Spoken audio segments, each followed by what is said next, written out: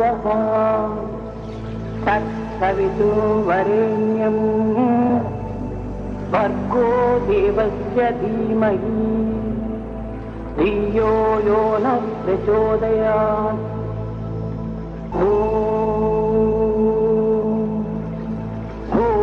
Bhuvasvaha Tatsavitu Varenyam Bhargo Devasya Dhimahi Dhiyo Yona Prachodayat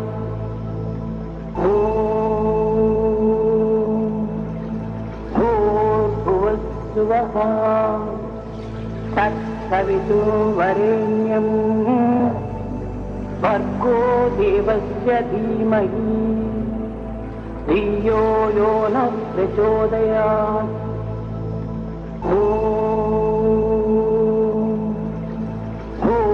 Bhuvasvaha Tatsavitu Varenyam Bhargo Devasya Dhimahi Dhiyo Yona Prachodayat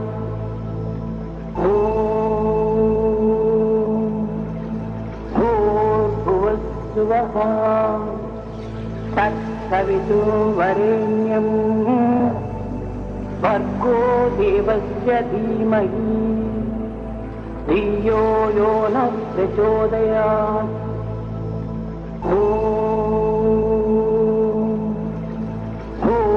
Bhuvasvaha Tatsavitu Varenyam Bhargo Devasya Dhimahi Dhiyo Yona Prachodayat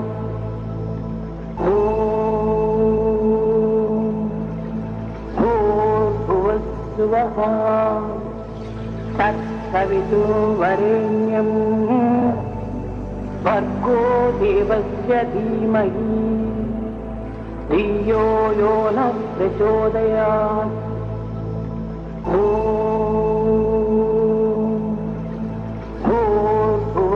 Bhuvasvaha Tatsavitu Varenyam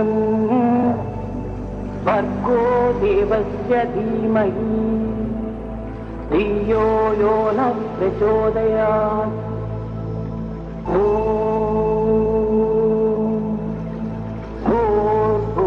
Bhuvasvaha Tatsavitu Varenyam Bhargo Devasya Dhimahi Dhiyo Yona Prachodayat.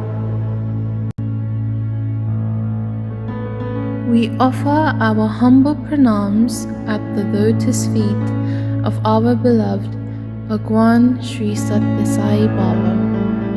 Respected aunties, uncles, brothers and sisters, Jai Sai Ram.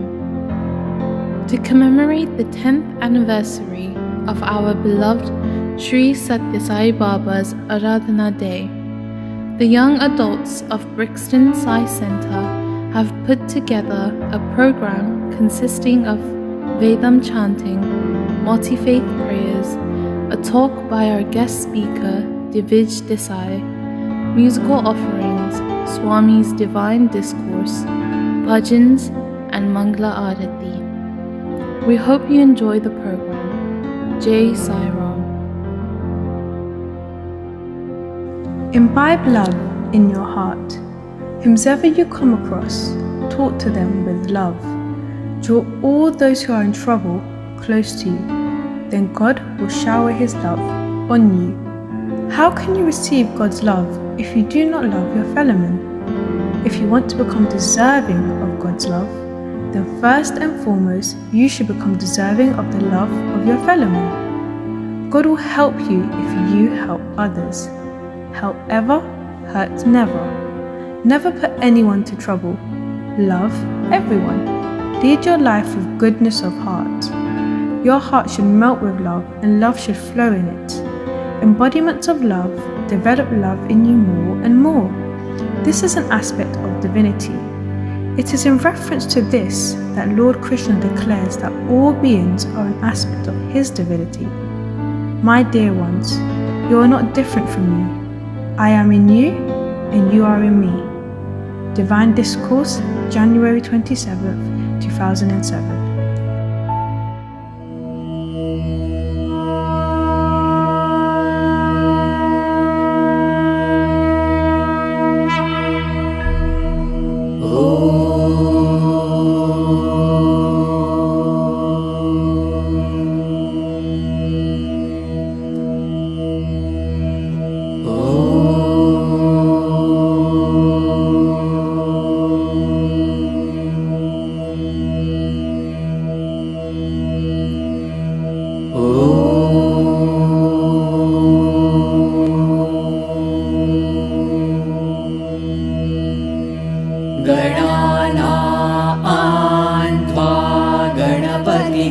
हवामहे कविं कवीनामुपमश्रवस्तमम् ज्येष्ठराजं ब्रह्मणां ब्रह्मणस्पत आनः शृण्वन्नोतिभिः सीदसादनम् प्रणो देवी सरस्वती वाजेभिर्वाजिनीवती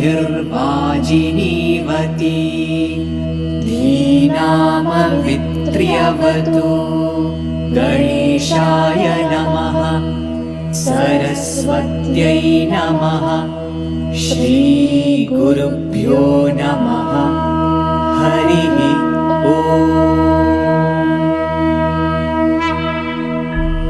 ॐ नमो भगवते रुद्राय ॐ नमस्ते रुद्रमन्यव उतोत इषवे नमः नमस्ते अस्तु धन्वने बाहुभ्यामुत ते नमः यात इषुः शिवतमा शिवं बभूव ते धनुः शिवा शरव्या यातवतया नो रुद्रमृडया या ते रुद्रशिवा तनुरघोरा पापकाशिनी तया नस्तनुवाशन्तमया गिरिशन्ताभिचाकशीली यामिषुं गिरिशन्तहस्ते बिभर्ष्यस्तले शिवां गिरित्रतां कुर्माहि गुंसीः पुरुषं जगत् शिवेन वचसा त्वा गिरिशाच्छावदामसि यथा नः सर्वमिज्जगदयक्ष्मगुं सुमना असद अद्य वोचलति भक्ता प्रथमो दैव्योऽभिषक् अहेगस्य सर्वान् जम्बयन् सर्वा असौ यस्ताम्रो अरुण उत बभ्रुः सुमङ्गलः ये चेमागुं रुद्रा अभितो दिक्षु श्रिताः सहस्रशो वैक्षागुं हेड ईमहे असौ यो वसर्पति नीलग्रीवो विलोहितः उदैनं गोपा अदृशन्नुदहार्यः उदैनं विश्वा भूतानि सदृष्टो मृडयातिनः नमो अस्तु नीलग्रीवाय सहस्राक्षाय मीडुषे अधो ये अस्य सत्त्वानो हन्तेभ्यो करन्नमः प्रमुञ्च धन्वनस्त्वमुभयोराग्नियोज्याम् याश्च ते हस्त इषवः पराता भगवो वपा भवतद्यदनुस्वगुं सहस्राक्षशतेषु ते निषेव्य शल्यानामुगा शिवो नः सुमना भव विच्छन्धनुः कपर्दिनो विशल्यो बाणवागुम् उत अनेशन्नस्येषव आभुरस्य निषङ्गतिः या ते हेतिर्मीदुष्टमहस्ते बभूव ते दनुः तयास्मान् विश्वतस्त्वमयक्ष्मया परिभुज नमस्ते अस्त्वायुधाय नातताय कृष्णवे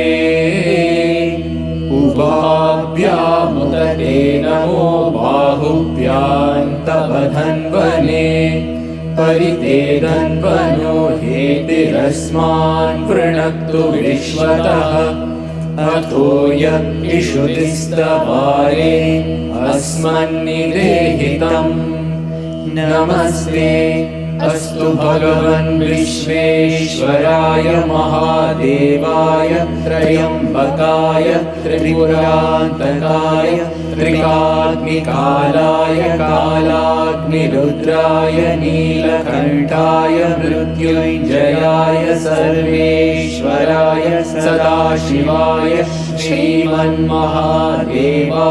नमः। नमो हिरण्यबाहवे सेनान्ये दिशां च पतये नमो नमो वृषेभ्यो हरिकेशेभ्यः पशूनां पतये नमो नमः सस्पिञ्जराय द्विषीमते पतीनां पतये नमो नमो बभ्रुषाय विद्याधिनेम्नानां पतये नमो नमो हरिकेशायोपवीतिने पुष्टानां पतये नमो नमो भवस्य हेत्यै जगतां पतये नमो नमो रुद्राय तथाविने क्षेत्राणां पतये नमो नमः सूताय हत्याय वनानां पतये नमो नमो रोहिताय स्थपतये वृक्षाणां पतये नमो नमो मन्त्रिणे वाणिजाय कक्षाणां पतये नमो नमो भुवन्तये वारिवस्कृतायौषधीनां पतये नमो नमः उच्चैर्घोषाय क्रन्दयते पत्नीनां पतये नमो नमः कृत्स्नगीताय धावते सत्त्वनां पतये नमः नमः सहमानाय निर्व्याधिन आव्याधिनीनां पतये नमो नमः ककुवाय निषङ्गिणे स्तेनानां पतये नमो नमो निषङ्गिण इषुधिमते तस्कराणां पतये नमो नमो वञ्चते परिवञ्चते स्थायूनां पतये नमो नमो निचेरवे परिचरायारण्यानां पतये नमो नमः सृकाविभ्यो जिगाहुं सद्यो मुष्णतां पतये नमो नमो सिमद्भ्यो नक्तैञ्चरद्भ्यः प्रकृन्तानां पतये नमो नमः उष्णीषिणे गिरिचराय कुलुञ्चानां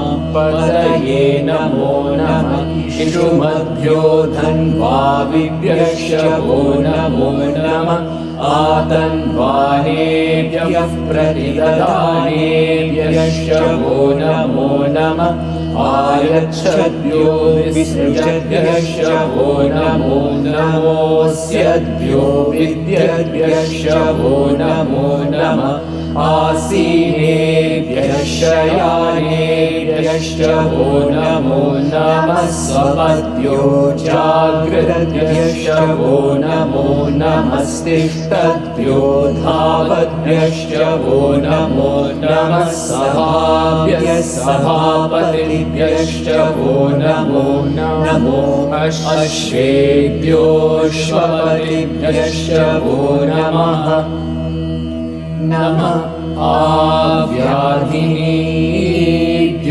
विविद्यन्तेभ्यश्च वो नमो नमः उगणाभ्यस्त्रिगुंहतेभ्यश्च वो नमो नमो कृत्सेभ्यो कृत्सपतिभ्यश्च वो नमो नमो व्रातेभ्यो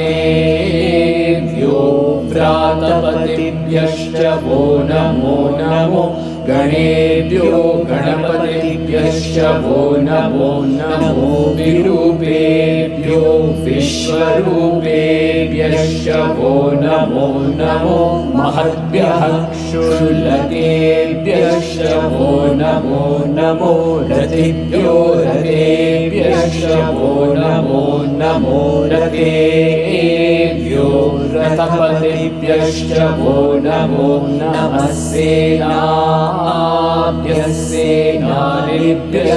वो नमो नमः क्षत्रिभ्यः सङ्ग्रहेतृभ्यश्च वो नमो नमस्तक्षभ्यो रथकारेभ्यश्च वो नमो नमः कुलालेभ्यः कर्मालेभ्यश्च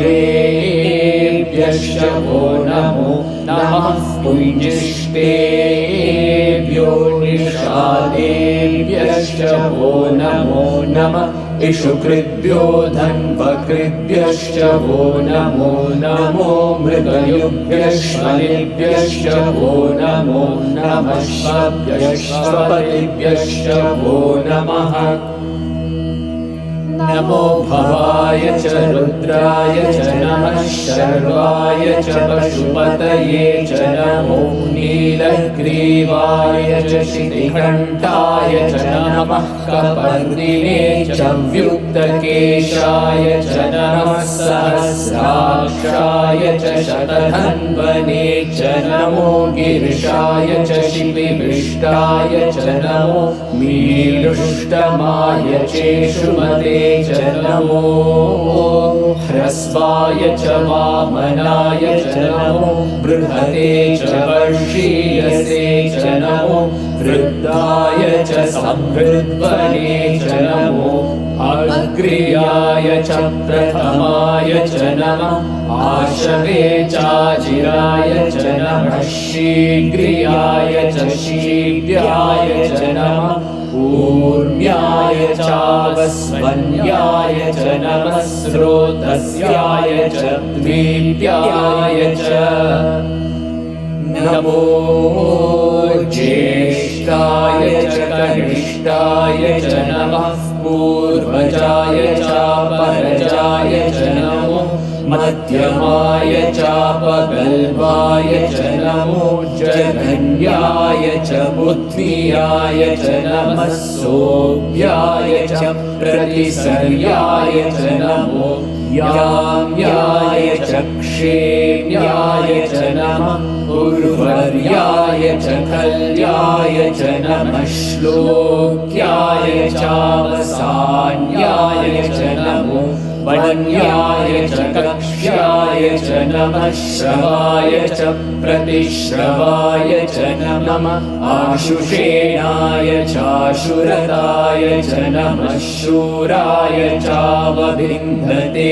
च नमो वर्मिणे च वरूतिने च नमो बिल्मिने च कवचिने च नमः श्रुताय च श्रुतसेनाय च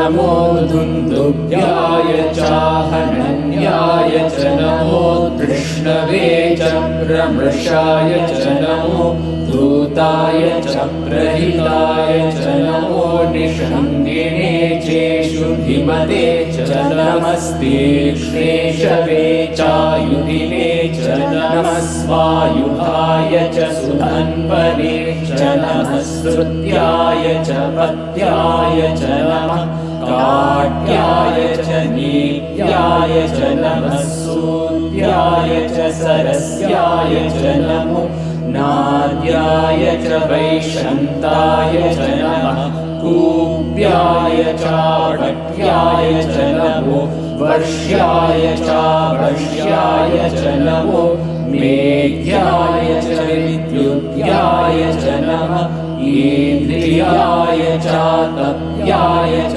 नमो वाक्याय च रेश्मियाय च नमो वास्तव्याय च वास्तुपाय च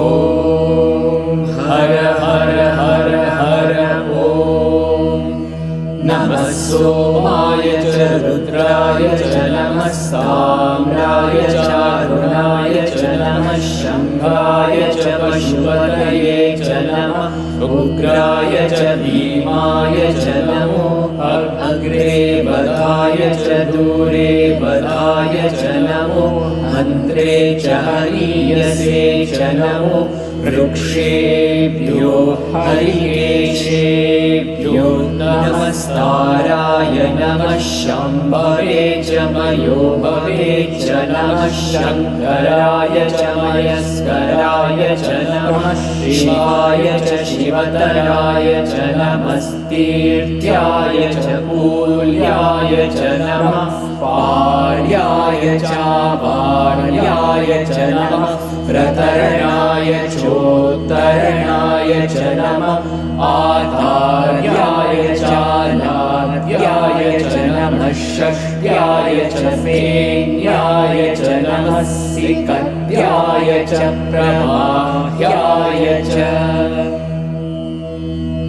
नमः हिरण्याय च प्रपद्याय च नमः किगुंशिराय च क्षयणाय च नमः कपर्दिने च पुलस्तये च नमो गोष्ठ्याय च गृह्याय च नमस्तल्प्याय च गेह्याय च नमः काट्याय च गह्वरेष्ठाय च नमो हृदयाय च निवेष्ट्याय च नमः पागुंसव्याय च रजस्याय च नमः शुष्ट्याय च हरित्याय च नमो लोप्याय चोलप्याय च नमः ऊर्व्याय च सूर्याय च नमः पर्ण्याय च पर्णशद्याय च नमो पगुरमाणाय चाभिघ्नते च नमः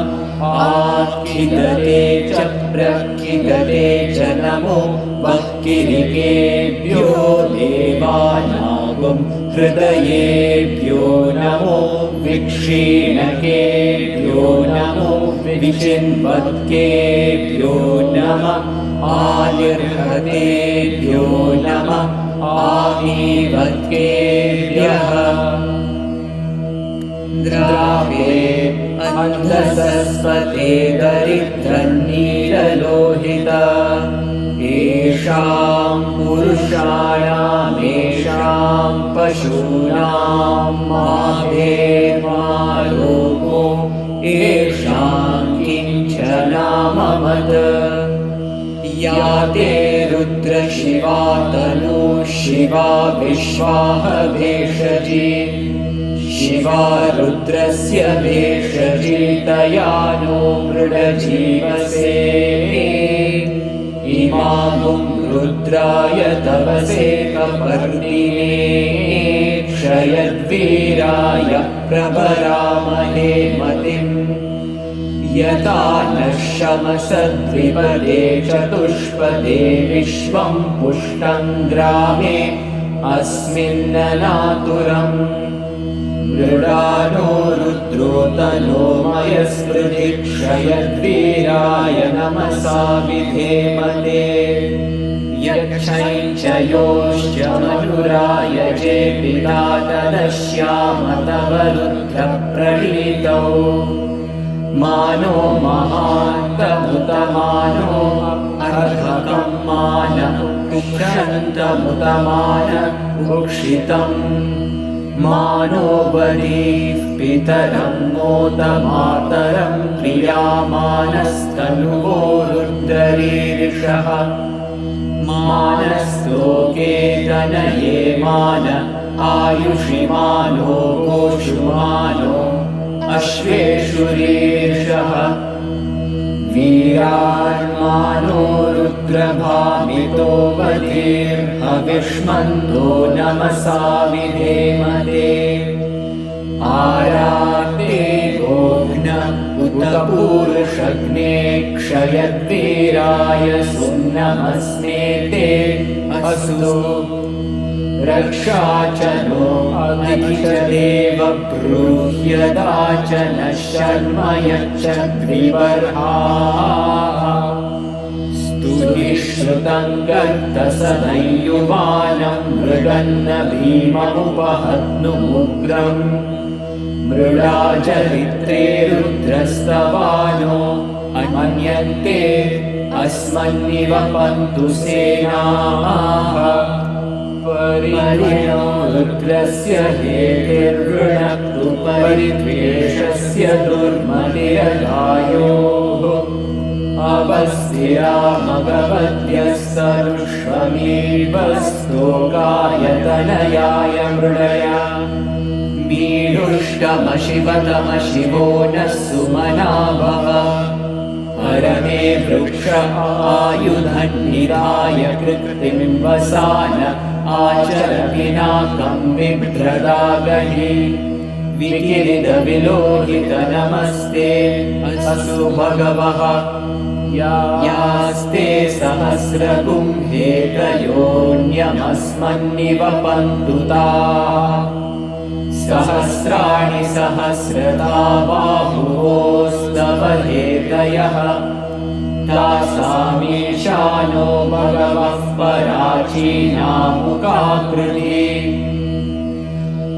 सहस्राणि सहस्रशो ये रुद्रा अधिभूम्या तेषागुं सहस्रयोजने वदन्वानि तन्मसि अस्मिन् महत्यर्णवेतरिक्षे भवा अधि नीलग्रीवा शितिकण्डा शर्वा अतः क्षमाचराः नीलग्रीवा शितिकण्ठा दिवगुं रुद्रा उपश्रिताः ये वृक्षेषु सस्मिञ्जरा नीलग्रीवा विलोहिताः ये भूतानामधिपतयो विशिकाशः कपर्दिनः ये अन्येषु विविद्यन्ति पात्रेषु पिबतो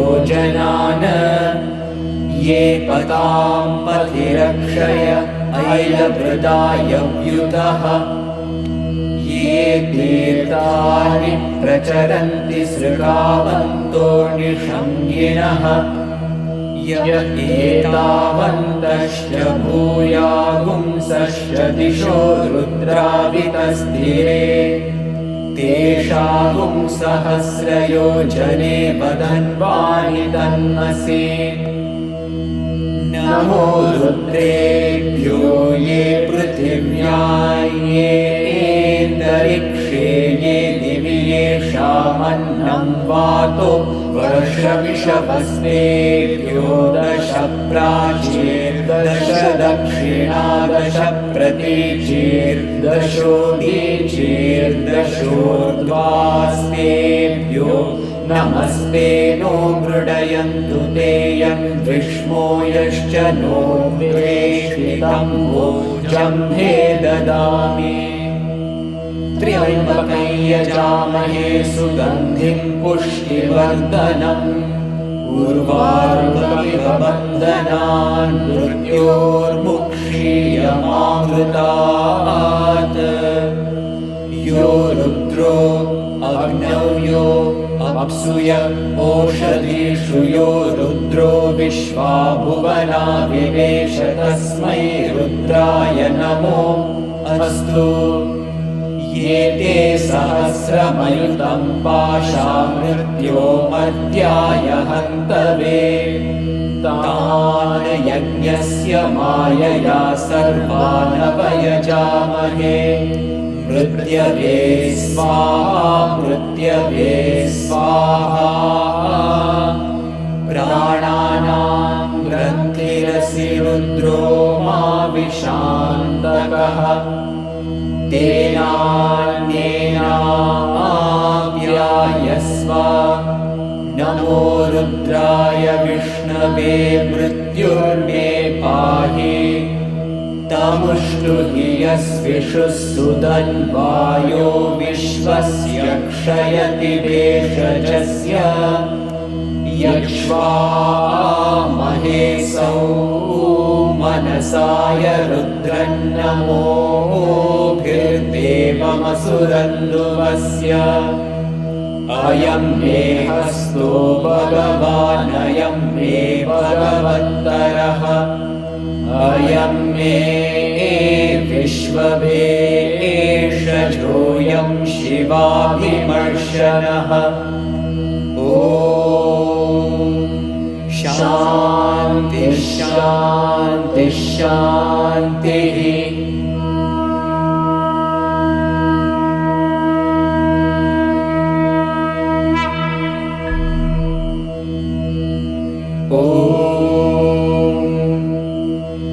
अग्ना विष्णु सजोषसे मा वर्धन्तु वां गिरः द्युम्नैर्वाजेभिरागतम् वाजश्च मे प्रसवश्च मे प्रयतिश्च मे प्रसिद्धिश्च मे धीतिश्च मे क्रतुश्च मे स्वरश्च मे श्लोकश्च मे श्रावश्च मे श्रुतिश्च मे ज्योतिश्च मे सुवश्च मे प्राणश्च मे पानश्च मे व्यानश्च मे सुश्च मे चित्तं च आधीनं च मे वाक् च मे मनश्च मे चक्षुश्च मे श्रोत्रं च मे दक्षश्च मे बलं च ओजश्च मे सहश्च आयुश्च मे जरा च आत्मा च मे तनुश्च मे शर्म च मे वर्म च मेऽङ्गानि च मे स्थानि च मे परुगुंषि च मे शरीराणि च मे जैष्ठ्यं च आधिपत्यं च मे मन्युश्च मे भामश्च मे मश्च मे वश्च मे क्षेमा च मे महिमा च मे वरिमा च मे प्रतिमा च मे वर्ष्मा च मे द्रागुया च मे वृद्धं च मे वृद्धिश्च मे सत्यं च मे श्रद्धा च मे जगच्च मे धनं च मे वशश्च मे दृष्टिश्च मे क्रीडा च मे मोदश्च मे जातं च मे जनिष्यमाणं च मे सूक्तं च मे सुकृतं च मे वित्तं च मे वेद्यं च मे भूतं च मे भविष्यच्च मे सुखं च मे सुपथं च रुद्धं च वृद्धिश्च मे क्लुप्तं च मे क्लुप्तिश्च मे मतिश्च मे सुमतिश्च मे क्षयं च मे मयश्च मे प्रियं च मे नुकामश्च मे कामश्च मे सौमनसश्च मे भद्रं च मे श्रेयश्च मे वस्यश्च मे यशश्च मे भगश्च मे द्रविणं च मे यन्ता च मे धर्ता च मे क्षेमश्च मे धृतिश्च मे विश्वं च मे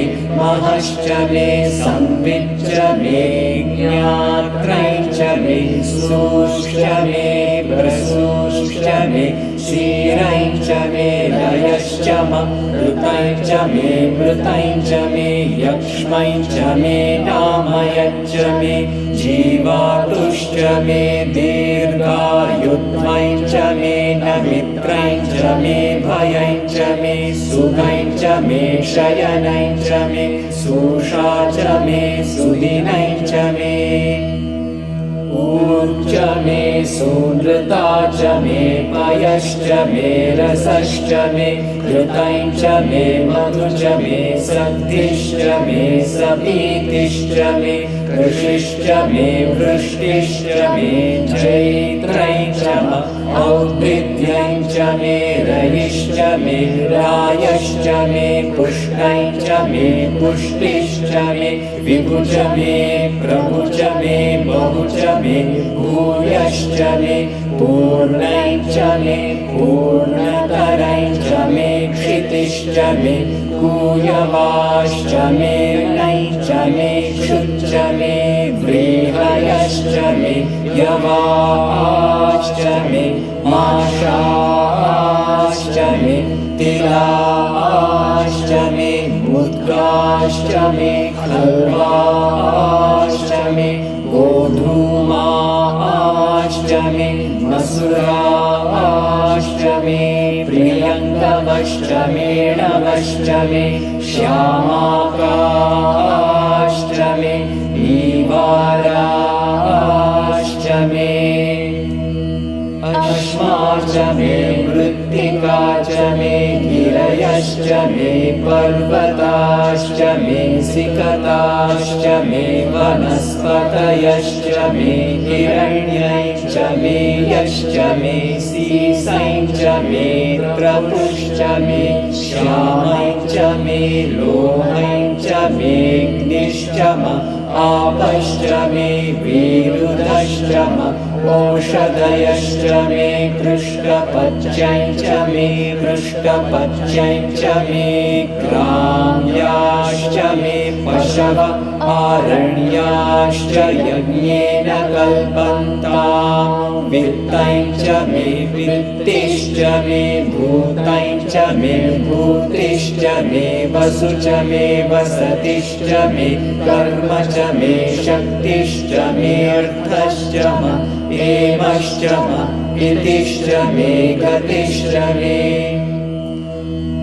अग्निश्च इन्द्रश्च मे सोमश्च इन्द्रश्च मे सविता च इन्द्रश्च मे सरस्वती च इन्द्रश्च मे पूषा च इन्द्रश्च मे बृहस्पतिश्च इन्द्रश्च मे मित्रश्च इन्द्रश्च मे वरुणश्च इन्द्रश्च मे द्रष्टा च इन्द्रश्च मे धाता च इन्द्रश्च मे विष्णुश्च इन्द्रश्च मे श्विनौ च इन्द्रश्च मे मरुतश्च इन्द्रश्च मे विश्वे च मे देवा इन्द्रश्च मे पृथिवी च इन्द्रश्च मेऽन्तरिक्षञ्च इन्द्रश्च मे द्यौश्च इन्द्रश्च मे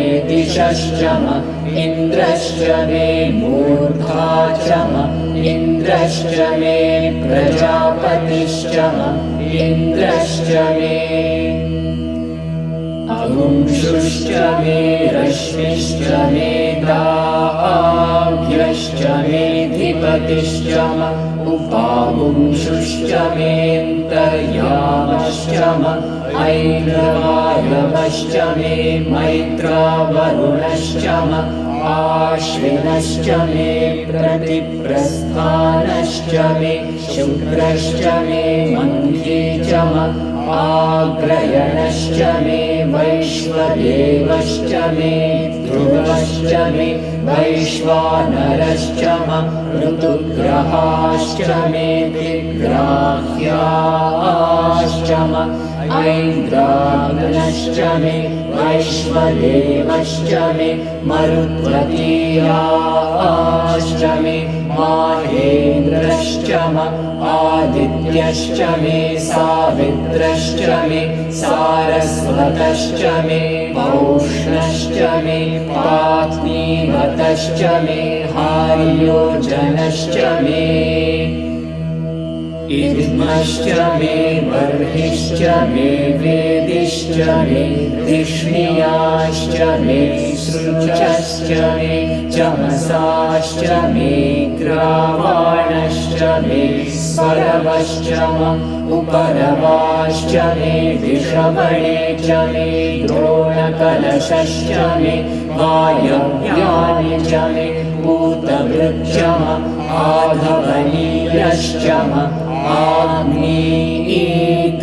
च मे हविर्धानं च मे गृहाश्च मे सदश्च मे पुरोडाशाश्च मे पचताश्च मे वभृतश्च मे स्वगाकारश्च मे अग्निश्च मे घर्मश्च मे अर्कश्च मे सूर्यश्च मे प्राणश्च मे श्वमेधश्च मे पृथिवी च मे दितिश्च मे दितिश्च मे द्यौश्च मे शक्वरीरङ्गुलयो दिशश्च मे यज्ञेन कल्पन्तामृच्च मे साम च मे स्तोमश्च मे यजुश्च मे दीक्षा च मे तपश्च ऋतुश्च मे व्रतं च मे होरात्रयोर्वृष्ट्या बृहद्रथैतरे च मे यज्ञेन कल्पेता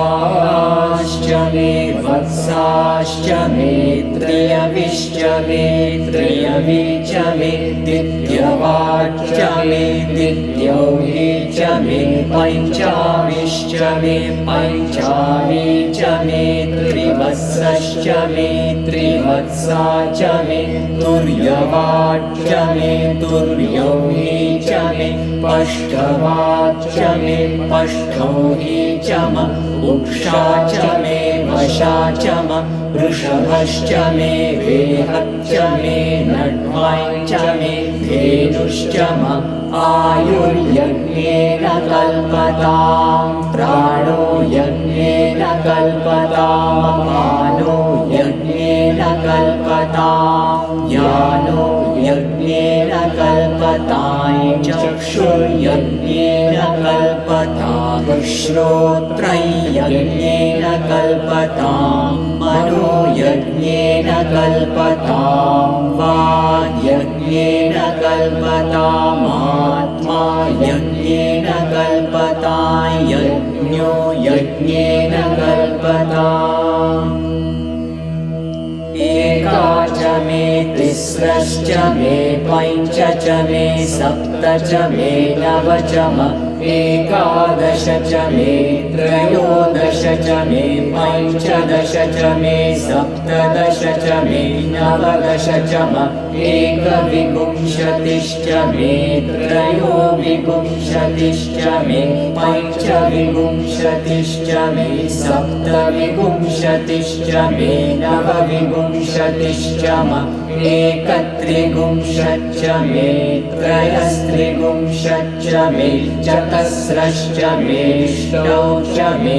द्वादश च मे षोडश च मे विंशतिश्च मे चतुर्विंशतिश्च मे अष्टाविंशतिश्च मे द्वात्रिंशच्च मे षट्त्रिंशच्च मे चत्वारिंशच्च मे चतुश्चत्वारिंशच्च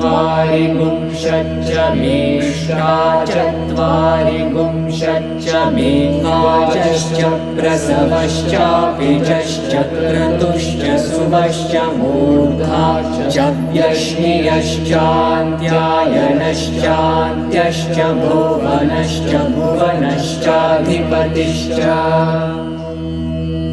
ईडा देवहुर्मनुर्यज्ञनेर्बृहस्पतिरुक्कामदानि शगुंसि षड्विश्वे देवाः सूक्तवाचः पृथिवीमातर्मामाहि गुंसेर्मधुमनिष्ये मधुजनिष्ये मधु वक्ष्यामि मधु वदिष्यामि मधुमतीं देवेभ्यो वाचमुद्यासगुं शुश्रूषेण्यां मनुष्येभ्यस्तं मा देवा अवन्तु शोभायै पितरो नुमदन्तु ॐ शान्ति शान्ति शान्तिः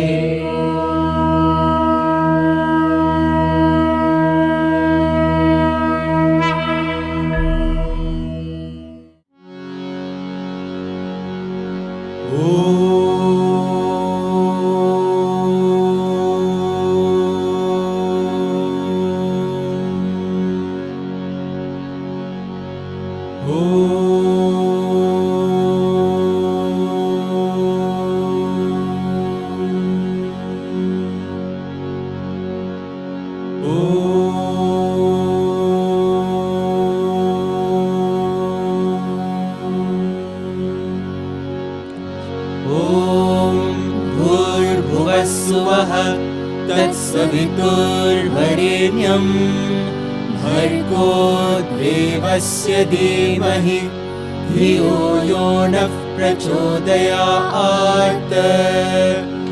ॐ साईश्वराय विद्महे सत्यदेवाय धीमहि तन्नः सर्वः प्रचोदयात्। ॐ श्रीभास्कराय विद्महे साई देवाय धीमहि तन्नः सूर्यः प्रचोदयात्। ॐ प्रेमात्मनाय विद्महे हिरण्यगर्भाय धीमहि तन्नः सत्यः प्रचोदयात्। Shema Israel, Adonai Eloheinu, Adonai Echad, Amen. Our Father, who art in heaven, hallowed be thy name. Thy kingdom come, thy will be done on earth as it is in heaven. Give us this day our daily bread, and forgive us for our trespasses, as we forgive those who trespass against us. And lead us not into temptation, but deliver us from evil. For thine is the kingdom, the power and the glory, forever and ever. Amen. Bismillahirrahmanirrahim. La ilaha illallah Muhammadur Rasulullah. Bismillahirrahmanirrahim. Allahu Akbar, Allahu Akbar, Allahu Akbar. Bismillahirrahmanirrahim. Alhamdulillahi Rabbil Alameen. Ar-Rahmanir-Rahim. Maliki Yawmiddin. Iyyaka na'budu wa iyyaka nasta'in. Ihdina siratal mustaqim. Siratal ladhina an'amta alaihim. Ghayril maghdubi alaihim waladdallin. Amin. Ek Omkar Satnam Karta Purak Nirbhav Nirvair Akal Muhurat Ajuni Se Bhang Guru Parsad Jap Aad Sach Jugad Sach Hai Bhi Sach Nanak Ho Se Bhi Sach. Ek Omkar Satnam Karta Purak Nirbhav Nirvair Akal Muhurat Ajuni Se Bhang Guru Parsad Jap Aad Sach Jugad Sach Hai Bhi Sach Nanak Ho Se Bhi Sach. Ek Omkar Satnam Karta Purak Nirbhav Nirvair Akal Muhurat Ajuni Se Bhang Guru Parsad Jap Aad Sach Jugad Sach Hai Bhi Sach Nanak Ho Se Bhi Sach. Namo Tassa Bhagavato Arahato Samma Sambuddhassa. Namo Tassa Bhagavato Arahato Samma Sambuddhassa. Namo Tassa Bhagavato Arahato Samma Sambuddhassa. Buddham Sharanam Gacchami, Dharmam Sharanam Gacchami, Sangham Sharanam Gacchami. Dutiyampi Buddham Sharanam Gacchami, Dutiyampi Dharmam Sharanam Gacchami, Dutiyampi Sangham Sharanam Gacchami, Tatiyampi Buddham Sharanam Gacchami, Tatiyampi Dharmam Sharanam Gacchami, Tatiyampi Sangham Sharanam Gacchami. Panatipata Varamani Sikapadham Samadhiyami. Adinadana Varamani Sikapadham Samadhiyami. Kamesu Michachara Varamani Sikapadham Samadhiyami. Musavada Varamani Sikapadham Samadhiyami. Sura Mera Majapama Dattana Varamani Sikapadham Samadhiyami. Sadhu साधु साधु।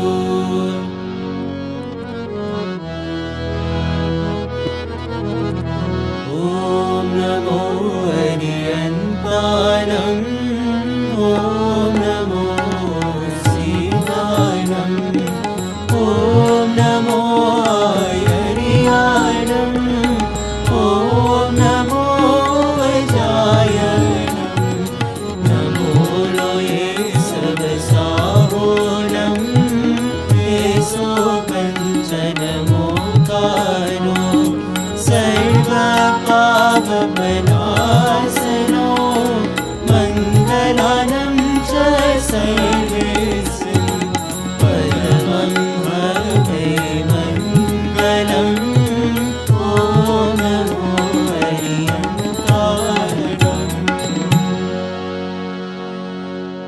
ओम श्री भगवान सत्य साई बाबाय नमः। ओम श्री साई सत्य स्वरूपाय नमः। ओम श्री साई सत्य धर्म परायणाय नमः। ओम श्री साई वरदाय नमः। ओम श्री साई सत्पुरुषाय नमः। ओम श्री साई सत्य गुणात्मने नमः। ओम श्री साई साधु वर्धनाय नमः। ओम श्री साई साधु जन पोषणाय नमः। ओम श्री साई सर्वज्ञाय नमः। ओम श्री साई सर्वजन प्रियाय नमः। ओम श्री साई सर्वशक्ति मूर्तये नमः। ओम श्री साई सर्वेशाय नमः। ओम श्री साई सर्वसंग परित्यागिने नमः। ओम श्री साई सर्वान्तर्यामिने नमः। ओम श्री साई महिमात्मने नमः। ओम श्री साई महेश्वर स्वरूपाय नमः। ओम श्री साई पर्ति ग्रामोद्भवाय नमः। ओम श्री साई पर्ति क्षेत्र निवासिने नमः। ओम श्री साई अशकाय शिरडी वासिने नमः।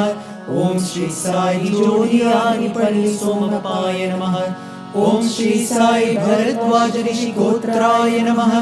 ओम श्री साई भक्त वत्सलाय नमः। ओम श्री साई अपान्तरात्मने नमः। ओम श्री साई अवतार मूर्तये नमः। ओम श्री साई सर्वभय निवारिणे नमः। ओम श्री साई आपस्तंभ सूत्राय नमः। ओम श्री साई अभय प्रदाय नमः। ओम श्री साई रत्नाकर वंशोद्भवाय नमः। ओम श्री साई शिरडी साई अभेद शक्ति अवताराय नमः। ओम श्री साई शंकराय नमः। ओम श्री साई शिरडी साई मूर्तये नमः। ओम श्री साई द्वारकामाई वासिने नमः। ओम श्री साई चित्रावती तटपुटवर्ती विहारिणे नमः। ओम श्री साई शक्ति प्रदाय नमः। ओम श्री साई शरणागतत्राणाय नमः। ओम श्री साई आनंदाय नमः। ओम श्री साई आनंददाय नमः। ओम श्री साई आर्तत्राण परायणाय नमः। ओम श्री साई अनाथनाथाय नमः। ओम श्री साई सहाय सहायाय नमः। ओम श्री साई लोक बांधवाय नमः। ओम श्री साई लोक रक्षा परायणाय नमः। ओम श्री साई लोकनाथाय नमः। ओम श्री साई दीनजन पोषणाय नमः। ओम श्री साई मूर्तित्रय स्वरूपाय नमः। ओम श्री साई मुक्ति प्रदाय नमः। ओम श्री साई कलुष विदुराय नमः। ओम श्री साई करुणाकराय नमः। ओम श्री साई सर्वधाराय नमः। ओम श्री साई सर्वहृदयवासिने नमः। ओम श्री साई सर्व पुण्य फल प्रदाय नमः। ओम श्री साई सर्व पाप क्षेत्राय नमः। ओम श्री साई सर्व रोग निवारिणे नमः। ओम श्री साई सर्व बाधा हराय नमः। ओम श्री साई अनंत कटिने नमः। ओम श्री साई आदि पुरुषाय नमः। ओम श्री साई आदि शक्तये नमः। ओम श्री साई अपरूप शक्तिने नमः। ओम श्री साई अव्यक्त रूपिणे नमः। ओम श्री साई काम क्रोध ध्वंसिने नमः। ओम श्री साई कनकांबरधारिणे नमः। ओम श्री साई अद्भुत चर्याय नमः। ओम श्री साई आपद बांधवाय नमः। ओम श्री साई प्रेमात्मने नमः। ओम श्री साई प्रेम मुक्तये नमः। ओम श्री साई प्रेम प्रदाय नमः। ओम श्री साई प्रियाय नमः। Om Shri Sai Bhakta Priyaya Namaha. Om Shri Sai Bhakta Mandaraya Namaha. Om Shri Sai Bhakta Jana Hridaya Viharaya Namaha. Om Shri Sai Bhakta Jana Hridayalayaya Namaha. Om Shri Sai Bhakta Paradhinaya Namaha. Om Shri Sai Bhakti Jnana Pradipaya Namaha. Om Shri Sai Bhakti Jnana Pradaya Namaha. Om Shri Sai Sunyana Margadarshakaya Namaha. Om Shri Sai Jnana Swarupaya Namaha. Om Shri Sai Gita Bodhakaya Namaha. Om Shri Sai Jnana Siddhikaya Namaha. Om Shri Sai Sundara Rupaya Namaha. Om Shri Sai Punya Purushaya Namaha. Om Shri Sai Palapradaya Namaha. Om Shri Sai Purushottamaya Namaha. Om Shri Sai Purana Purushaya Namaha. Om Shri Sai Aditaya Namaha. Om Shri Sai Kaladitaya Namaha. Om Shri Sai Siddhi Rupaya Namaha. Om Shri Sai Siddha Sankalpaya Namaha. Om Shri Sai Arogya Pradaya Namaha. Om Shri Sai Annavastradaya Namaha. Om Shri Sai Samsara Dukkha Shekaraya Namaha. Om Shri Sai Sarva Bhishta Pradaya Namaha. Om Shri Sai Kalyana Gunaya Namaha. Om Shri Sai Karma Dvamsine Namaha. Om Shri Sai Sadhu Manasa Shobhitaya Namaha. Om Shri Sai Sarva Mada Samadaya Namaha. Om Shri Sai Sadhu Manasa Parishodhakaya Namaha. Om Shri Sai Sadhu Kanukrah Vada Vriksha Pratishtakaya Namaha. Om Shri Sai Sakala Samshaya Haraya Namaha. Om Shri Sai Sakala Tattva Bodhakaya Namaha. Om Shri Sai Yogeshwaraya Namaha. Om Shri Sai Yogendra Vanditaya Namaha. Om Shri Sai Sarva Mangala Karaya Namaha. Om Shri Sai Sarva Siddhi Pradaya Namaha. Om Shri Sai Apanivarane Namaha. Om Shri Sai Arathi Haraya Namaha. Om Shri Sai Shantamurtaye Namaha. Om Shri Sai Sulabha Prasannaya Namaha. Om Shri Sai Bhagawan Shri Sathya Sai Babaya Namaha.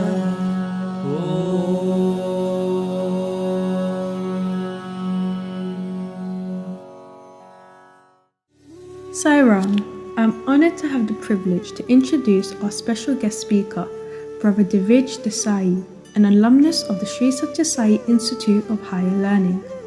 Brother Divij was blessed with the opportunity to be in close proximity with Bhagawan in his physical divine presence, where he was able to stay, observe, and learn from the Divine Mother. He also accompanied Bhagawan in numerous trips to Kodaikanal, and even had the opportunity to perform in dramas that was offered to Bhagawan in his presence. We now look forward to hearing Brother Divij share with us some pearls of wisdom as we commemorate the 10th anniversary of our beloved Sri Sathya Sai Baba's Aradhana Mahotsavam. Sai Ram. Om Shri Sai Ram. My humble pranams at the lotus feet of our most beloved Bhagwan, respected elders, and my dear brothers and sisters. Jai Sai Ram to one and all. I consider it a blessing to share my thoughts on such an auspicious occasion of the Mahasamadhi Day, or as we call it in the recent years, the Aradhana Day.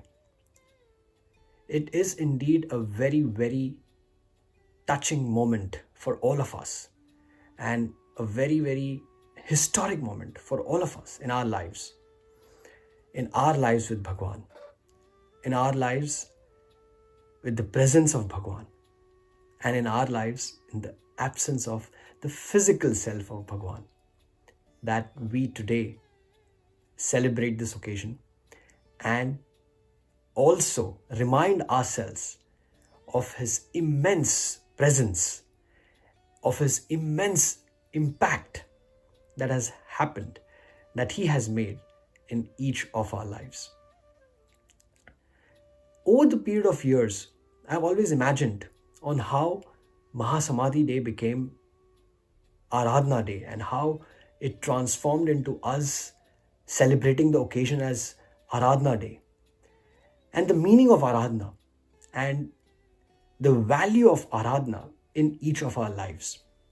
And at that point in time, in the past, my thought went back to one of those poignant moments and a very, very significant moment in my life personally, when I was in my postgraduate, and there was once a program put by the secondary school students of Bhagwan's college.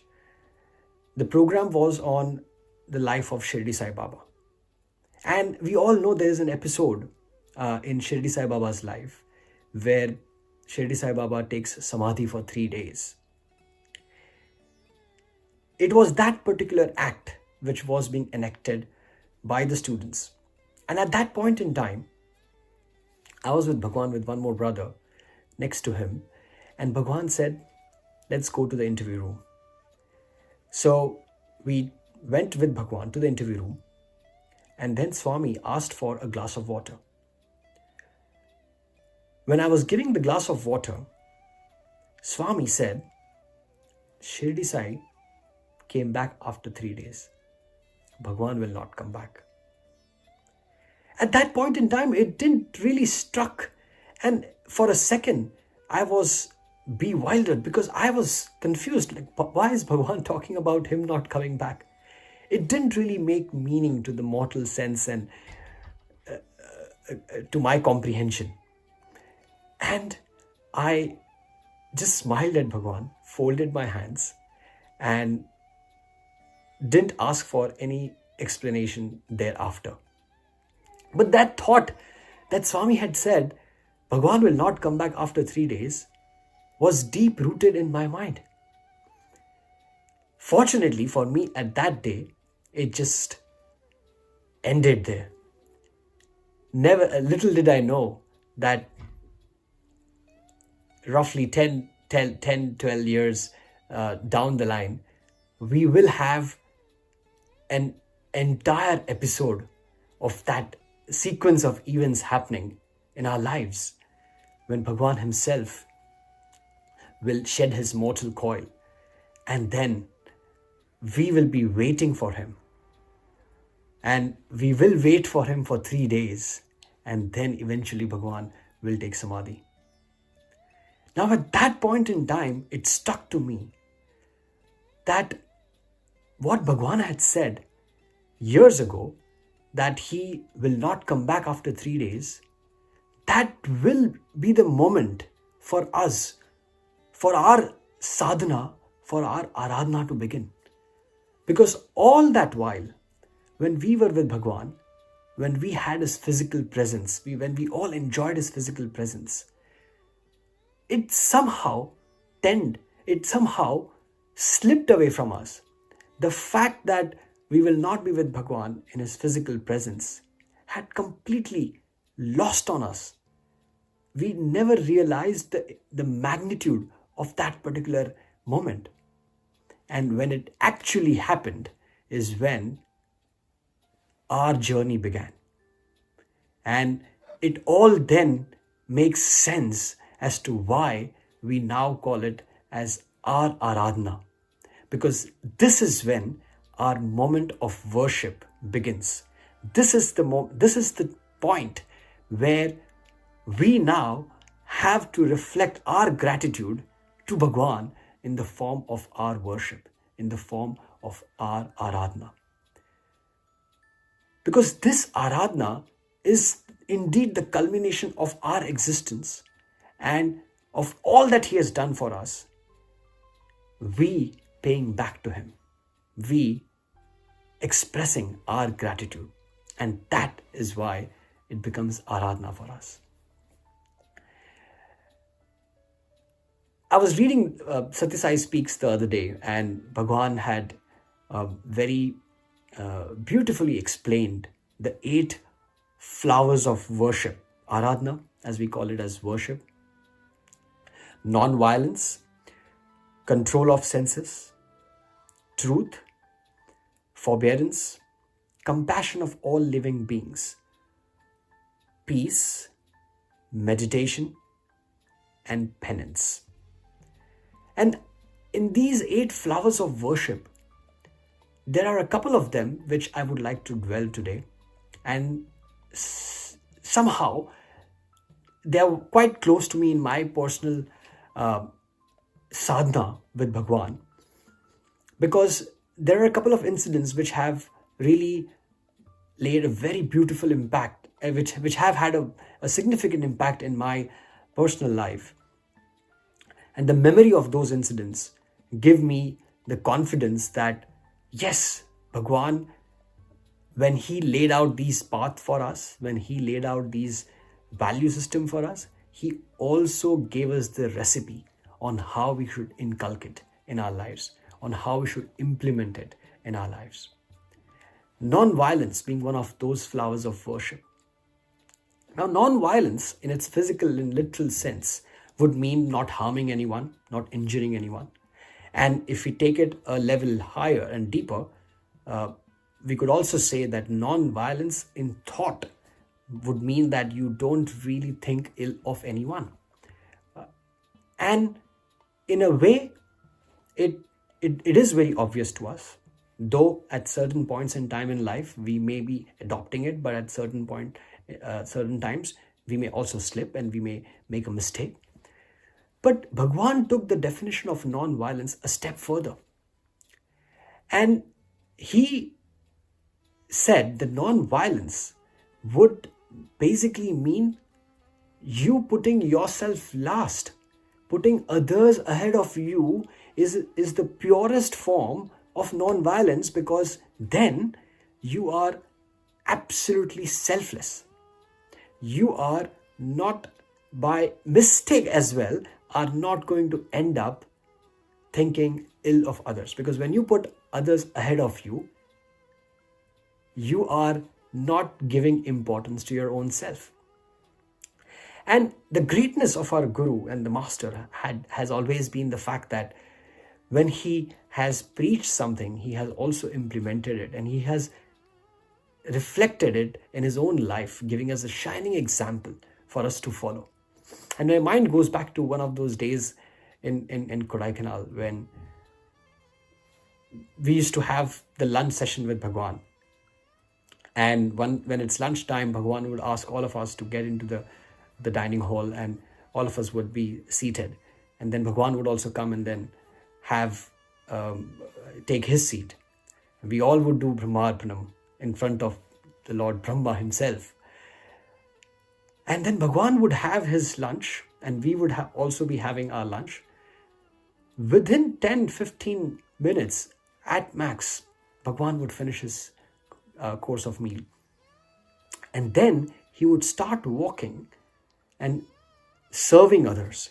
He would look into each of our plates and call for a second serving. He would look into some of the elders and some of the VIPs who had also accompanied Bhagwan on those trips and look to serve them. And that is how each of the dining sessions used to complete. So at that point in time, one of those days, it stuck to me that Bhagwan is also having food along with us.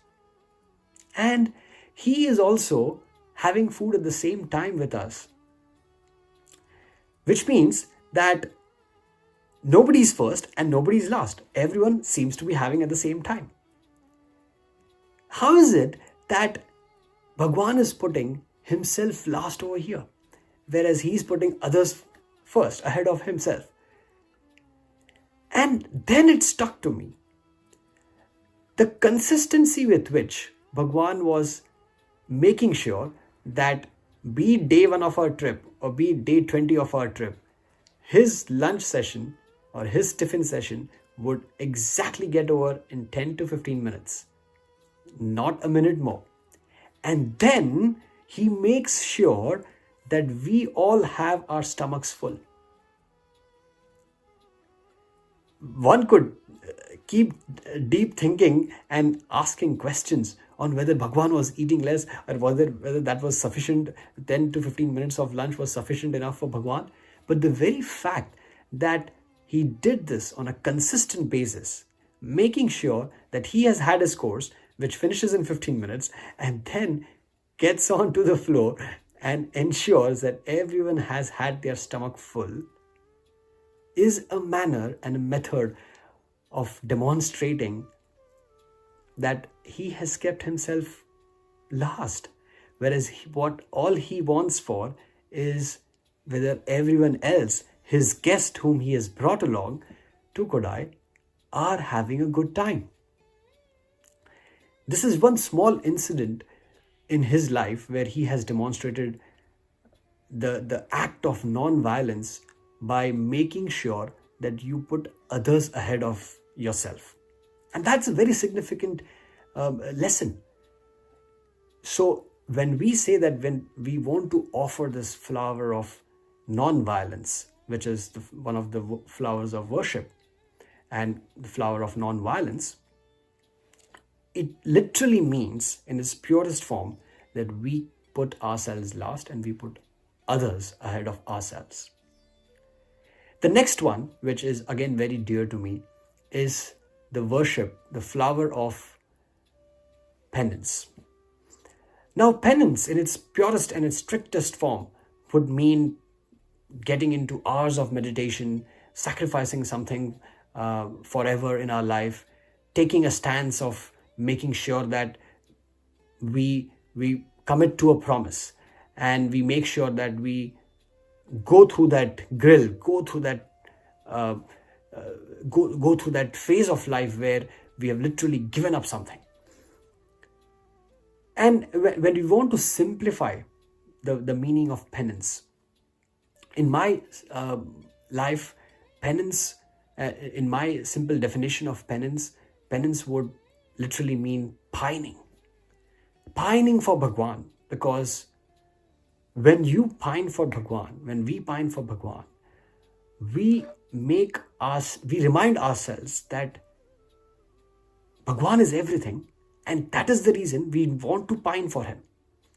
Because when we pine for him, we tell ourselves that even if I am happy or I am sad, with all the complexities and all the simplicities in our life that we go through at various points in time, Bhagwan and our connection with him is topmost and is the final culmination of everything that I'm wanting to achieve in my life.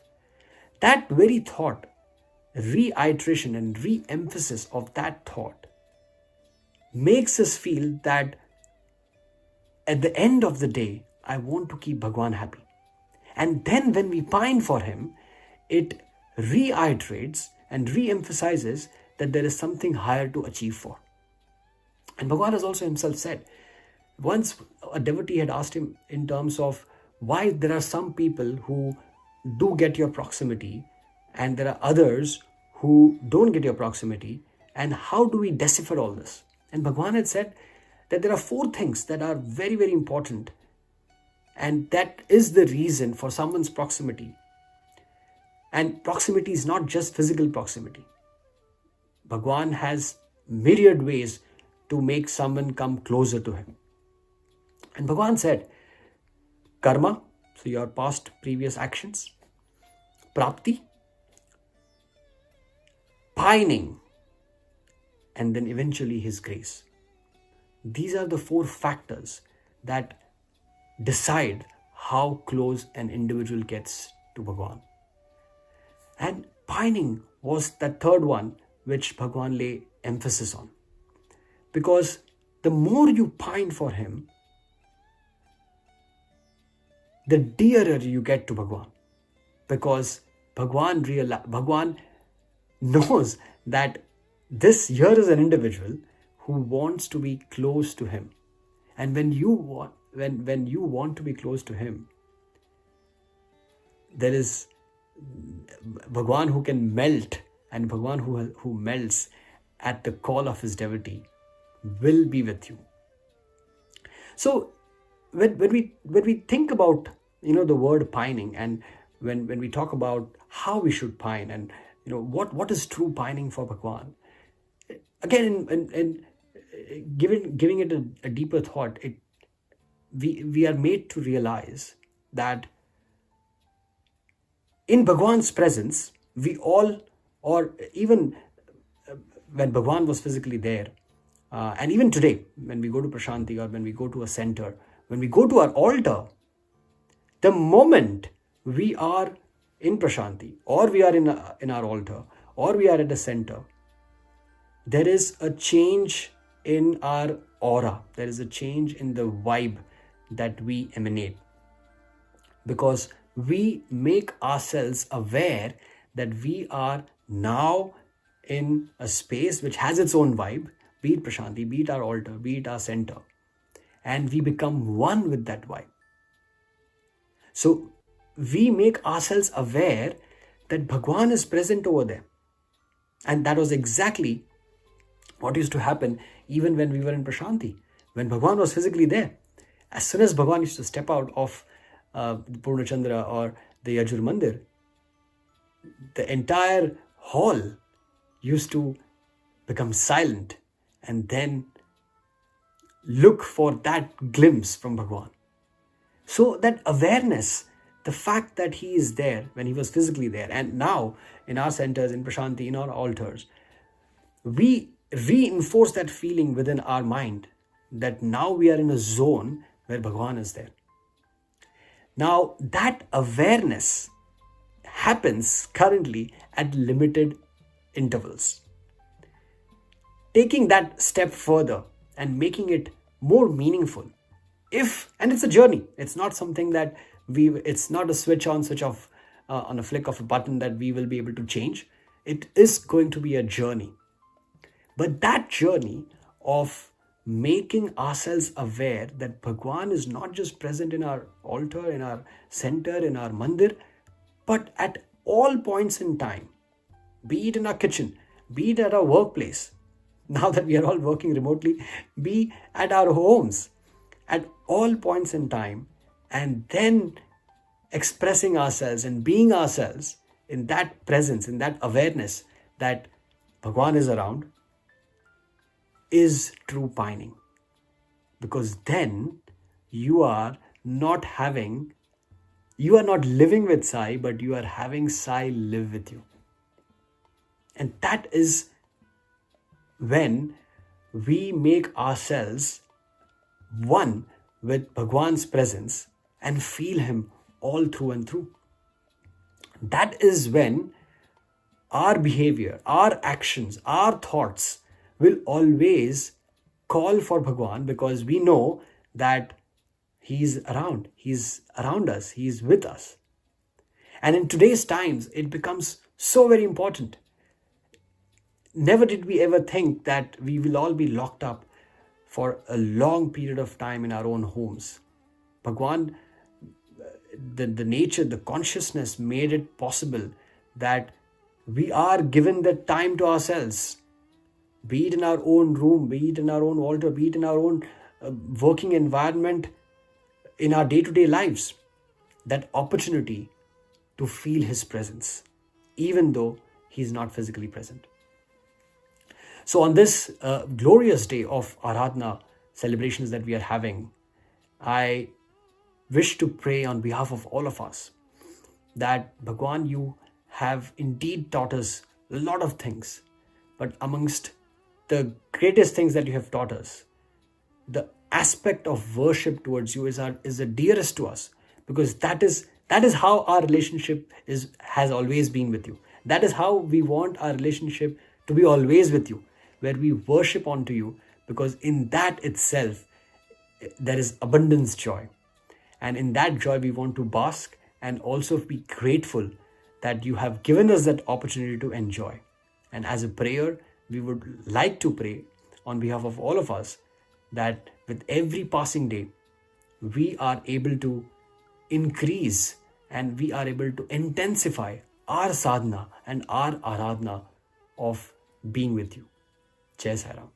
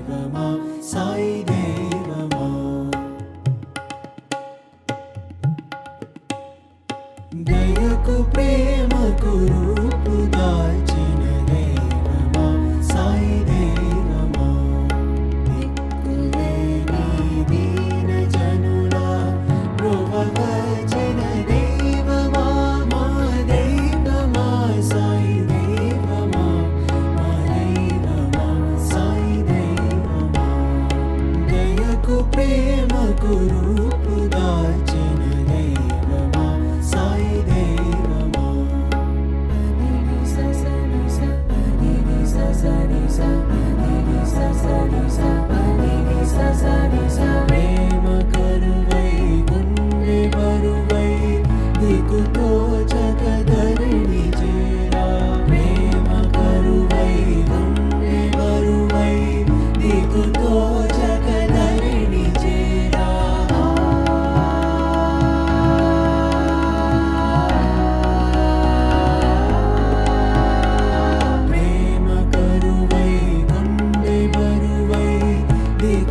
బ్రోచక ధరణి చేరా తల్లివై మరి తండ్రివై ప్రేమ చూపిన దైవమా మా దైవమా సాయి దైవమా మా దైవమా సాయి దైవమా గరి సని పమ రి మ ప మగ ని ద ని ద మ సని ద పమ ప ని ప ని సని పమ గ మ గ సని ప స గ మ పమ గ మ ప ని ప ని స స గ మ పమ గ మ ప ని ప ని స స గ మ పమ గ మ ప ని ప ని స దయకు ప్రేమకు రూపు దాల్చిన దైవమా సాయి దైవమా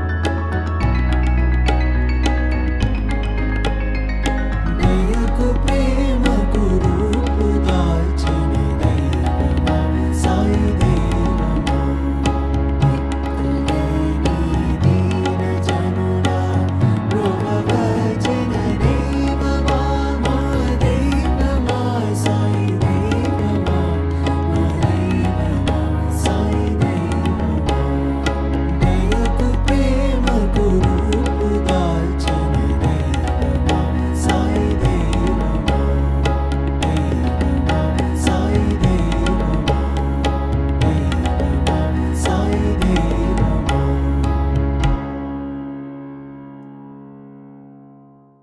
కనుక ఈనాడు మనము ఏ విధంగా నడుచుకోవాలనేటువంటిది జీవితంలో చాలా క్రొత్తగా మనము నూతనమైనటువంటి యొక్క చాప్టర్గా తీసుకోవాలి. So we should start a new chapter and learn how to live hereafter. Past is past, జరిగిపోయింది జరిగిపోయింది. Past is past beyond recovery. తిరిగి ఎంత ప్రయత్నం చేసినా అది ముందుకు రాదు. In spite of all efforts, you cannot regain it. Future నీవు యోచన చేయకండి. Future is uncertain. కానీ future is not sure. Future is not certain. కానీ ప్రెజెంట్ చాలా important. But present is very important. This is not ordinary present. This is not ordinary present. Omni present. This is omnipresent. ఎందువల్ల Why? ఈనాడు మానవుడు అనేక దుఃఖములకు అశాంతికి గురి కావడానికి కారణం ఏమిటి? What is the reason for the misery of mankind today? Present ను మర్చిపోతున్నాడు, past future ను వెతుక్కుంటున్నాడు. He has forgotten the present. He broods over the past and worried of the future. Present ఇప్పుడు మనకు ప్రధానం, కానీ The present is important. ఆకలేసినప్పుడు తట్టలో ఉన్నటువంటి అన్నాన్ని భుజించు. When you are hungry, start eating the food served on the plate. 10 నెలల కిందట మా ఇంట్లో పండగ చేసిండ్రి, ఆ పండుగలో పంచపక్ష పరమాన్నములు ఉన్నాయి, దాన్ని తలుచుకొని ప్రయోజనం ఎందుకు? What is the fun of thinking of a grand feast that you had enjoyed 10 months ago? కనుక 10 దినముల ముందుగా జరిగిపోయినటువంటి నీవు యోచించొద్దు. Don't think of the past. Present ఇది నువ్వు యోచించు. Think of the present. Past tree, Past is a tree. Future tree, Future is also a tree. Present is seed. Present is the seed. ఆ past tree నుంచి present seed వచ్చింది. Out of the past tree, you have the present seed. Present seed నుంచి future tree వస్తుంది. Out of the present seed, you will have the future కాబట్టి tree. Seed is very very very very very important. So seed is very, very important. ఆ seed present లో మీరు తగినటువంటి శాంతిని పొందాలి. Therefore, you should take care of the present seed and future attain peace. ఏమాత్రము మీరు తలంచకండి. Don't be bothered with the future. Never be worried. Present లో of మనం it. మంచిగా ఉంటే ఫ్యూచర్ ఆటోమేటిక్ గా మనకు మంచిదే వస్తుంది. If you are good in the present, in future you will be good. కనుకనే ఫ్యూచర్ నీవు యోచన చేసుకుంటూ పోవద్దు. So don't be worried of the నా future. ఫ్యూచర్ ఏమవుతుందో, నా ఫ్యూచర్ ఏమవుతుందో, నా ఫ్యూచర్ ఏమవుతుందో, ఇది ఒక సైకలాజికల్ గా వాడికి నిజంగా దుఃఖమే ఏర్పడిపోతుంది. People go on worrying. They are highly agitated. They are bothered of their future, what's going to దీన్ని happen. చింతనే చేయకూడదు. Don't bother about it. ఎందుకు వరి చేయాలి? Why should you worry? What is the shape of వరి? What is the shape of worry? It is mental created fear only. Worry means mentally created fear only. ఈ వరికి ఏమాత్రము రూపం లేదు. Worry has no form. నీవు create చేసుకుంటున్నావు. It is only your creation. కాబట్టి అలాంటి యొక్క దీనికి మీరు అవకాశం ఇవ్వకూడదు. Never give scope for such worry. ఈ విధంగా ఉంటుండి ఎప్పుడు చూసినా కూడాను ఆనందంగా ఉంటుండండి. Be happy all the time. మాకు ఎట్ట స్వామి ఇంటిలో అనేక చిక్కులు ఉంటాయి, మాకు అనేక బాధలు ఉంటున్నాయి, సంసారంలో చాలా వ్యతలు ఉంటున్నాయి, మేము ఎట్ట సుఖంగా ఉండడానికి వీలవుతుందంటారు. You may say, Swami, how is it possible to be happy all the time? We have got our own problems, our own worries there. పోనీ వరి చేస్తే మన problem పోతుందాయా? Is worry a solution to a problem? పోవటం లేదే. No. కనుక ఎందుకు వరి చేసి Then ప్రయోజనం why ఏంటి? should you worry? What is the fun కాబట్టి of it? హ్యాపీగా ఉండు. Be happy now. ఈ హ్యాపీని నీ వరిని దూరం చేస్తుంది. And this happiness will keep you that worry far off.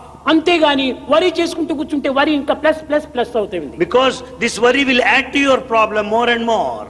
కనుక నీ వరి చేయకూడదు. Never worry. ఏదొచ్చినా కానీ ఇది భగవత్ ప్రసాదం. Take it as God's gift, whatever may happen. ఈ కష్టములు కూడా భగవత్ ప్రసాదమే. Even the difficulties are pleasure God's is an interval between two pains. The pleasure is an interval between two pains.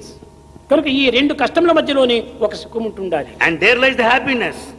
కష్టములే లేకపోతే సుఖం యొక్క విలువనే మనకు తెలియదు. Without a pain you cannot know the value of a pleasure. చీకటే లేకపోతే వెలుగు యొక్క ప్రకాశమే మనకు తెలియదు. Without darkness you cannot know the value of light. కాబట్టి కష్టములు కూడా ఒక ప్రసాదమే. Therefore difficulties are also God's gift. Malaria జ్వరం వచ్చినటువంటి వారికి the one who suffered from malaria, bitter quinine mixture ఇస్తారు. they are given quinine mixture. Bitter గా ఉంటాది. It's so bitter. కానీ but ఆ బిటర్ నీవు కష్టపడి తాగినప్పుడే ఈ మలేరియా ఫీవర్ నివారణ అయిపోతుంది. then once you accept and take that medicine, bitter quinine, you will be cured of the malaria. Medicine కూడా నువ్వు తీయగా ఉండాలని కోరితే నీ బాధ నీకు నివారణ కాదు. You cannot demand that medicine should be sweet. కనుక కష్టం కూడా మనకు సుఖాన్ని అందిస్తుంది. The difficulty also gives you joy later. కనుక ఎప్పుడు నీవు జాయిగా ఉండాలి. You should be joyful all the time. అప్పుడే నీ యొక్క జీవితము మంచి ఆనందాన్ని ఆదర్శాన్ని అందిస్తుంది. And then your life will be blissful and set an ideal to the rest. Youngsters, శరీర సంబంధమైనటువంటి విషయాలు కానీ, either physical matters, ఫ్యూచర్ యొక్క విషయాలు కానీ, or the future situation, కుటుంబం యొక్క విషయాలు కానీ, or that or the Bhagwan, ఏమాత్రం కూడా నువ్వు హృదయంలో చోటు ఇవ్వకండి. don't entertain them in your heart. హృదయంలో చోటు ఇవ్వవలసింది ఒక్కదానికే, భగవంతునికి మాత్రమే ఇవ్వాలి. You should give place to God only in your heart, none else. మిగిలినవన్నీ కూడా బయట ఆర్ట్స్ అంతా. Outside you have the art. Art అంతా అవుట్ సైడ్ ఉంది. Art is outside. హార్ట్ అంతా ఇన్సైడ్ ఉంది. Heart is inside. కాబట్టి ఆర్ట్ అంతా హార్ట్ నుంచి వచ్చినటువంటివే. So all the art outside has come out of the heart inside.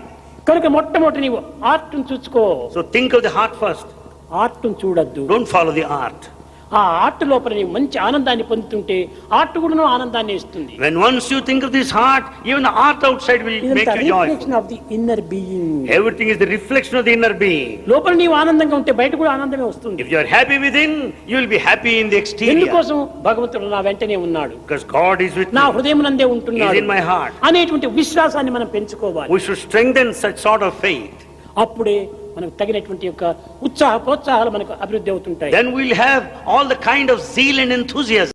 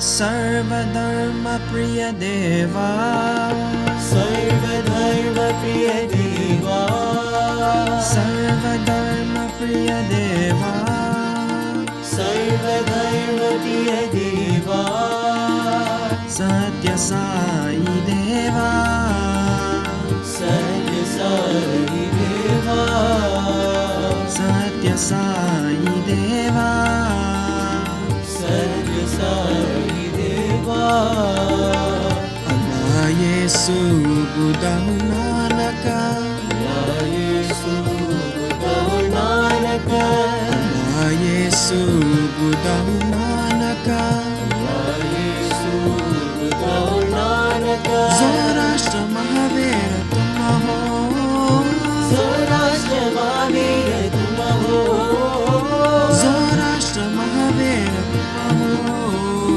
Zoroaster Mahavir tum ho, Rama hi tum ho, Krishna hi tum ho, Rama hi tum ho, Krishna hi tum ho, Rama hi tum ho, Krishna hi tum ho, Rama hi tum ho, Krishna hi tum ho, Vishwarupa tum ho, Vishwarupa tum ho, Vishwarupa tum ho,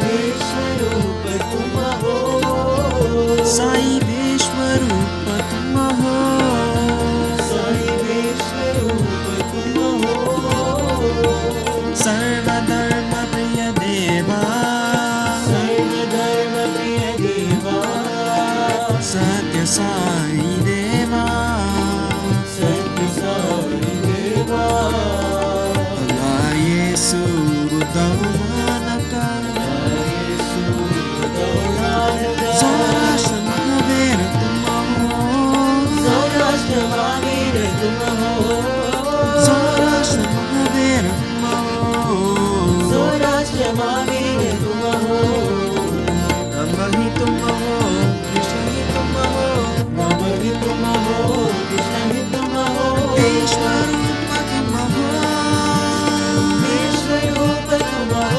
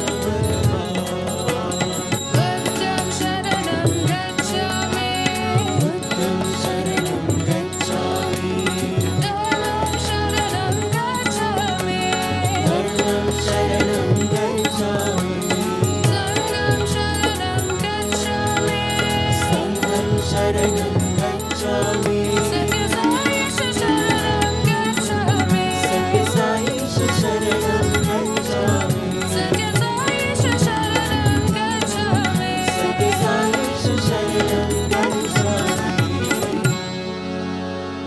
Sainath भगवान साईनाथ भगवान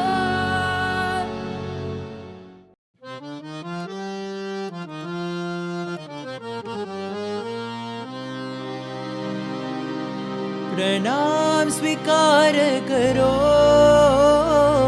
साई महादेवा प्रणाम स्वीकार करो साई महादेवा प्रणाम स्वीकार करो साई महादेवा प्रणाम स्वीकार करो साई महादेवा साई महादेवा साई महादेवा साई महादेवा साई महादेवा साई महादेवा साई महादेवा साई महादेवा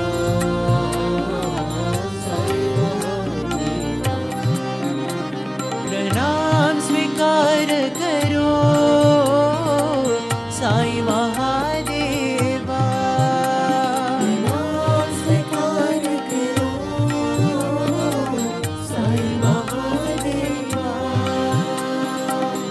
अल्लाह ईश्वर येशु साई ईश्वर येशु साई अल्लाह ईश्वर येशु साई ईश्वर येशु साई बुद्ध जोराष्ट्र महावीर साई राष्ट्र महावीर साई बुद्ध जोराष्ट्र महावीर साई राष्ट्र महावीर साई नटन सूत्रधारी जगन्नाथ साई नटन सूत्रधारी जगन्नाथ साई नटन सूत्रधारी जगन्नाथ साई नटन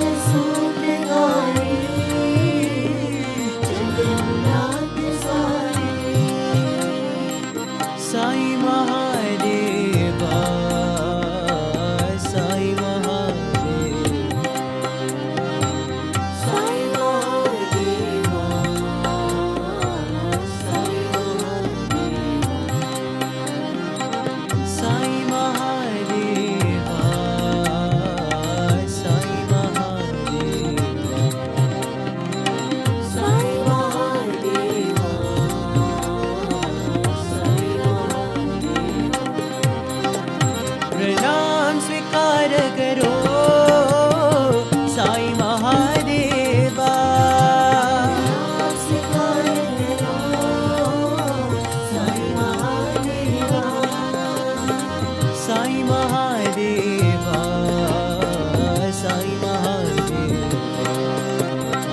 साई महादेवा साई महादेवा प्रणाम स्वीकार करो साई महादेवा प्रणाम स्वीकार करो साई महादेवा अल्लाह ईश्वर येशु साई ईश्वर येशु साई बुद्ध जोराष्ट्र महावीर साई राष्ट्र महावीर साई नटन सूत्रधारी जगन्नाथ साई नटन सूत्रधारी जगन्नाथ साई साई महादेवा साई महादेवा साई महादेवा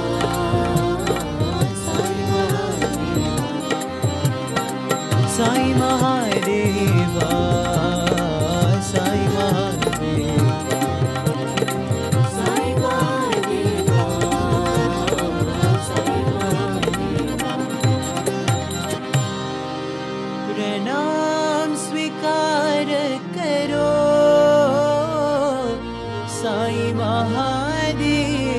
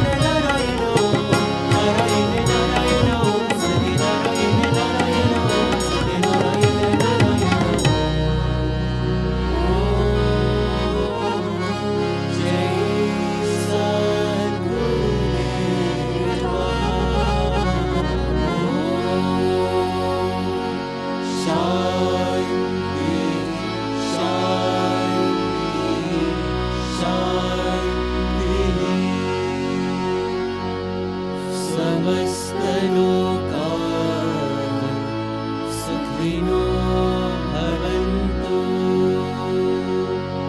समस्तलोका सुखिनो भवन्तु समस्तलोका सुखिनो भवन्तु ॐ शान्ति शान्ति शान्तिः। जय बोलो भगवान श्री सत्य साई बाबा जी की जय।